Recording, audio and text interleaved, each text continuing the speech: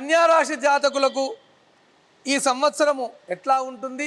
కన్యా రాశి జాతకుల యొక్క స్వభావం ఎట్లా ఉంటుందయ్యా అంటే బంధు ప్రేమ బాగా ఉంటుంది, స్వతహాగా అభిమానం బాగా ఉంటుంది, సున్నితమైనటువంటి మనస్తత్వము, బాగా సెన్సిటివ్గా ఉంటారు, ఆరోగ్యం గురించి బాగా కాన్సన్ట్రేషన్ చేస్తూ ఉంటారు, చిన్నదాన్ని కూడా బాగా చూస్తూ ఉంటారు.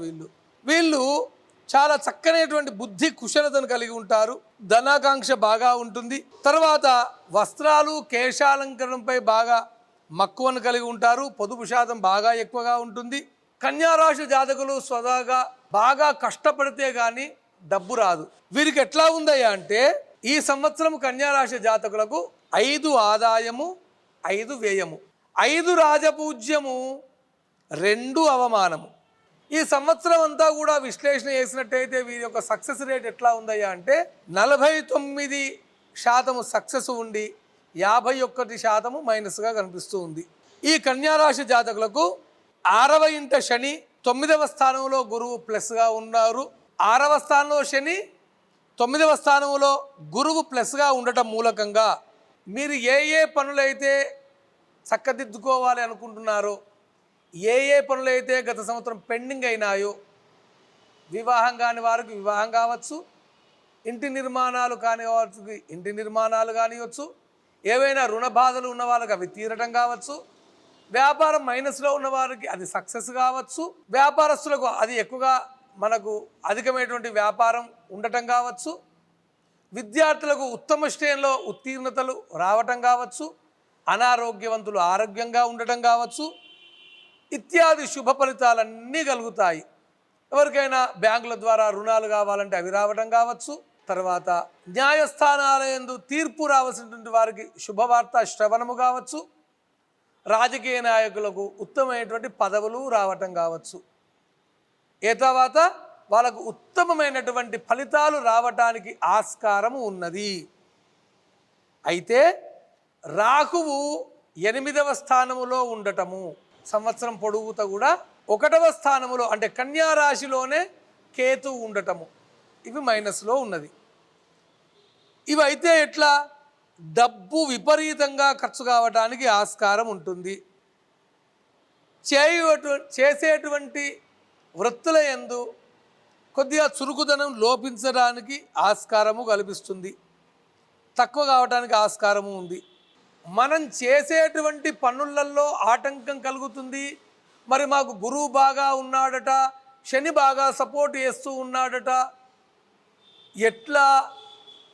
ఈ రాహువును కేతువే మీ పనులు పూర్తి కాకుండా ఉండడానికి ప్రతికూలతలు కల్పిస్తూ ఉంటారు. కేతువు యొక్క దోషం పోవటానికి ఏం చేయాలి? గణపతికి సంబంధించినటువంటి ఉపాసన చేయాలి. గణపతికి సంబంధించినటువంటి ఉపాసన ఏం చేస్తే బాగుంటుంది? దానిలో సంకష్టార చతుర్థి రోజు ఉపవాసం చేస్తే బాగుంటుంది. గణపతికి గుంజీలు తీసినా సరిపోతుంది, గణపతికి మోదకములు సమర్పించినా సరిపోతుంది, గణపతికి ప్రతి మంగళవారము ప్రతిరోజు ఇంత గరక సమర్పించినా సరిపోతుంది. రాహుకు సంబంధించినటువంటి దోషం పోవాలి అంటే ఏం చేయాలి? మనకు కార్యములలో ప్రతికూలత వస్తుంది. రాహువుకు నవగ్రహాలలో రాహును మీరు చూసుకోండి. రాహుకు ప్రతిరోజు ఏం చేయండి? ఇంత మినుములను గ్రైండింగ్ చేసుకొని ఆ మినప పొడిలో ఇంత పాలు పోసి జ్యోతిగా చేసుకొని దానిలో ఇంత నెయ్యి వేసి వత్తి వేసి చక్కగా ఒక 27 రోజులు దీపారాధన చేయండి. దుర్గా సంబంధమైనటువంటి స్తోత్ర పారాయణ చేయండి. ఇప్పుడు మనకు అమ్మవారి నవరాత్రులు వస్తాయి కదా, అమ్మవారి యొక్క ఉపాసన చేయండి. చక్కగా రాహుకాలాన్ని ఇస్తారు కదా, ప్రతిరోజు పంచాంగం వస్తుంది కదా, దానిలో ప్రతిరోజు రాహుకాలం ఉంటుంది. ఆ సమయంలో మీరు ఆ రాహుకాల దీపం పెట్టినట్టయితే మీరు ఎప్పుడైతే పనులు చేస్తూ ఉన్నటువంటి సమయాలలో ప్రతికూలత వస్తుందో ఆ రోజులలో ఈ దీపం పెట్టండి, మనకు సక్సెస్ వస్తుంది. అంటే మనకు ఎప్పుడైతే సక్సెస్ కనిపిస్తలేదో అప్పుడు మీరు కేతువును రాహువును మీరు కాన్సన్ట్రేషన్ చేసినట్టయితే తప్పకుండా విజయం మీదే, ఎటువంటి సందేహం లేదు. కన్యా రాశి జాతకులకు గురువు బాగా ఉంది, వివాహం కాని వారికి వివాహం అవుతుంది, గృహాలు లేని వాళ్ళకు గృహయోగం ఉంది. మీకు ఏ సక్సెస్లు అయితే కావాలి అని మీరు తాపత్రయపడుతున్నారో, మీరు వెయిట్ చేస్తున్నారో ఆ సంవత్సరం వచ్చింది. రాహు కేతు మాత్రమే కొద్దిగా ఆటంకాలు ఏర్పాటు చేస్తున్నారు. వాట్ల ద్వారా మీరు నేను చెప్పినటువంటి ఉపాసనా క్రమాన్ని మీరు చేయండి.